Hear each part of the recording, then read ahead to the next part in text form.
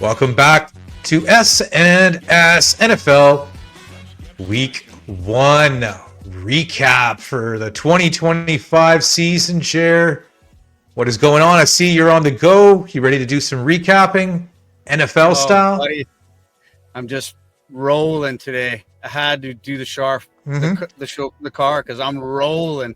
Got my bronze pick coming. Got my gold pick coming with authority. Daniel Jones looks like a beast. The Colts defense looks great. Just waiting on this last game of the night. Not perfect. My underdog game did not come in, but I'm glad it didn't because your medal pick came in instead, and that's what the bread and butter is, the medal picks. So yes, it is. Yeah. I'm happy. I'm killing it today. If Buffalo comes in, including the teaser and everything, great. On fire. Loving today. Loving that Pittsburgh Jets game. It was so full of action. 60-yard field goal. Just great. Cincinnati and Cleveland, kind of hard to watch. A lot of flags. You're like, why isn't Joe Burrow just kick it in? And they just notorious slow starters. I'm glad they won. I'm glad they kicked that kind of slow early streak down. The Colts, sorry to go back to the Colts, they were riding a 12-year streak of opening game losses. They were due. They were since so 2013. Due. Yeah, they were so due. Right. That was my goal pick. That was the bet of the day. Action all afternoon. Great games. A lot of defensive struggles. Games that you thought might put up a little point. No, defensive struggle. LA looked shaky. The Rams looked shaky in the beginning. They pulled it out with the win. My survivor pick. Let's get into loving it. Let's get into the first game, probably the most exciting game of the day. The Steelers at the Jets. Revenge game style. Chris Boswell, 60-yarder? That's crazy. Yeah, it was right awesome. in the and long before then, and in that stadium too, right? The wind really swirls there, right? Meadowlands. So, that was just the clutch play there. Jalen Ramsey, it looks like he sent Garrett Wilson into another planet there on that final defensive play. So the new look Steelers. It was the lowest total, I think, over under for the week at 38, and I think it flew over. So Jets fans, I think you got to be somewhat optimistic, I guess. You know what? You're putting up 32 points. Sure. And Justin Fields moving the ball. Pittsburgh's defense is so good. So to put up 32 on Pittsburgh, they're going to see, Pittsburgh's defense is not going to be like this all year. They're going to have lots of games where they hold teams to 13 and, 17 and stuff like that. The Jets looked great. Defense kind of let them down there in the end. What a game. Action just the game flow. The game flow was just scoring. There were some turnovers there too, here and there, right? So good field position, but I think both teams' new look style looked pretty good. I was impressed. Steelers, I believe, are hosting the Seahawks next week, and then we got the Jets. I'm not sure where they are, but they look promising, right? So people are going to be betting on them. They saw some good things. Let's move on to the game that you were talking about. I think you had the Colts -2. And I think they covered the gold pick. Yes. 33-8. It was pretty much a shutout until the end of the fourth quarter. Dolphins get garbage time touchdown. Colts came through. I believe, like you said, it was their first season opener since 2013. Daniel Jones looks solid. They were converting a lot of blitzes from your guy, Gus Bradley. He was throwing a Yes. lot of Yes. different packages at Tua and gang. And as you were saying, Miami is looking like a bottom feeder here, Jer. Any other thoughts on this game besides just the one-sided domination? Yeah, again, should have been a shutout. These NFL defenses, when they know they got it in the bag, they kind of just sit back on their heels a little bit. They don't want to get hurt. They don't want to do anything stupid. It's the beginning of the season. You're up 4 Well, there was a scores. fourth and Kind of hard to play it was a hard. fourth. It was a 4th and 8 that they got it on, right? So I don't know if they were just like throwing in the bag, right? They made him work. I think Achan missed. He broke like 2 tackles just to get in there.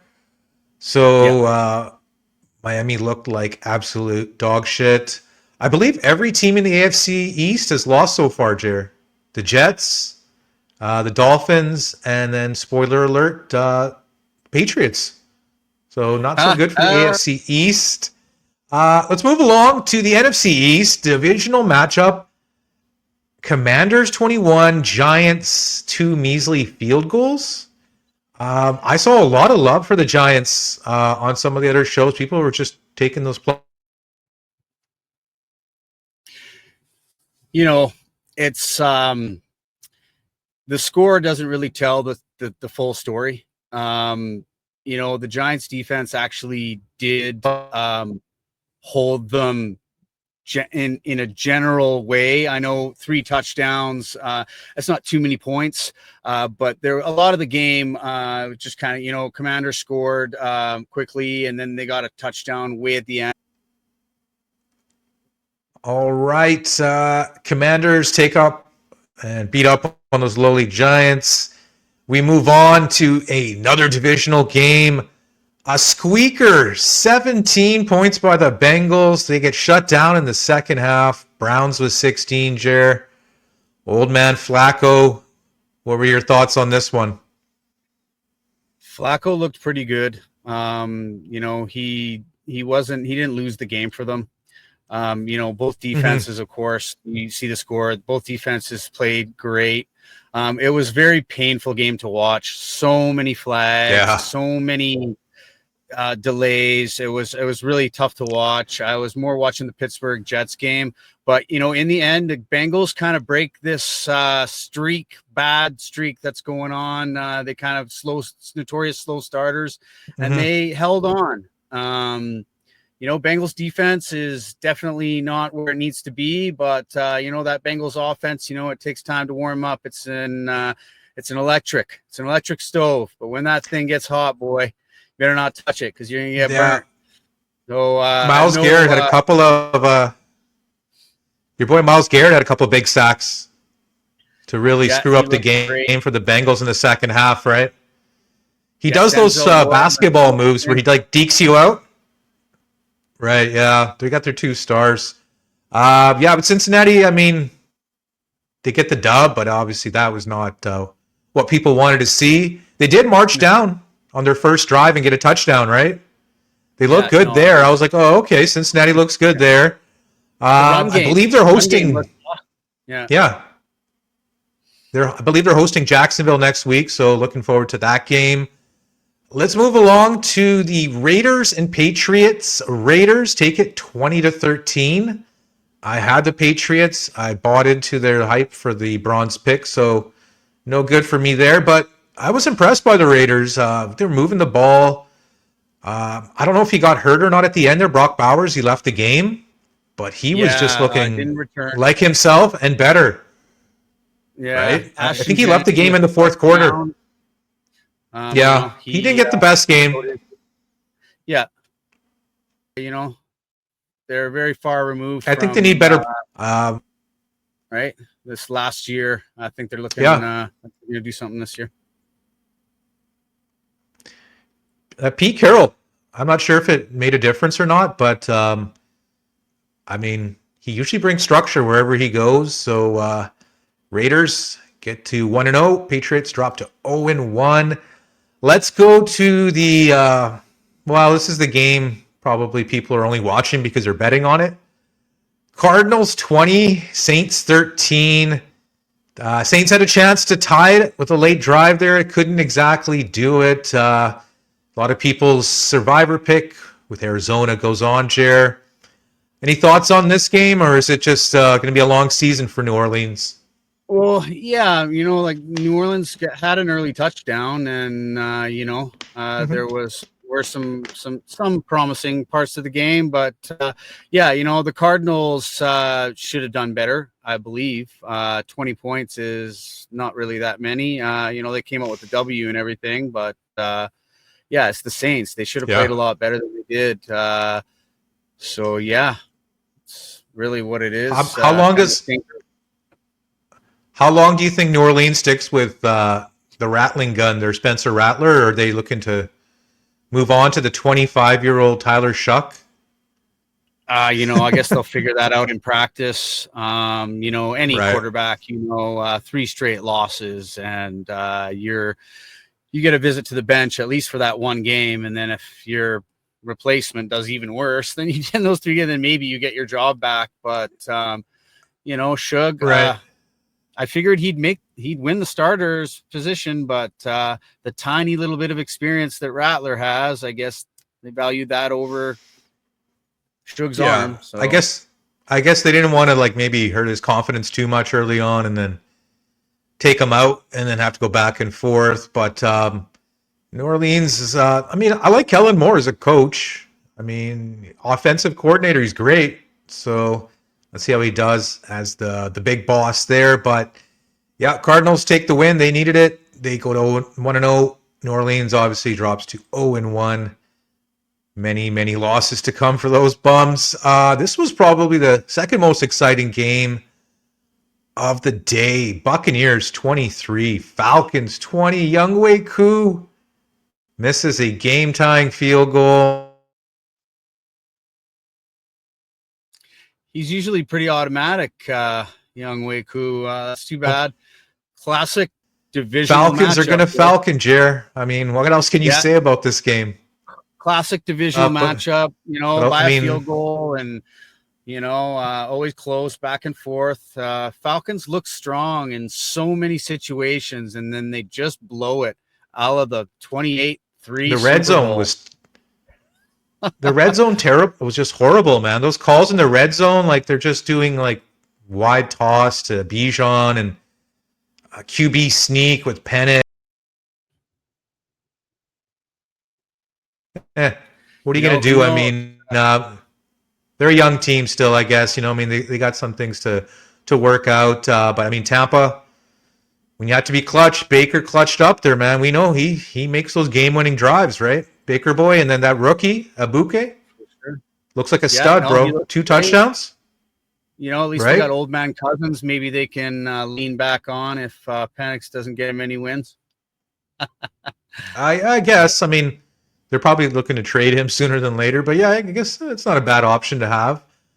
They did get off to a 6-3 start last year, right? So they just went horribly south, like we predicted at the second half last year. Let's go on to another one of your picks. Jaguars 26, Panthers late garbage time touchdown 10. Domination from the start. There was a delay in this game, Jer. More of the same from Carolina, or did you see what you liked from Jacksonville? This weather delay thing, very strange. It's happened quite a few times in this small time, week 1.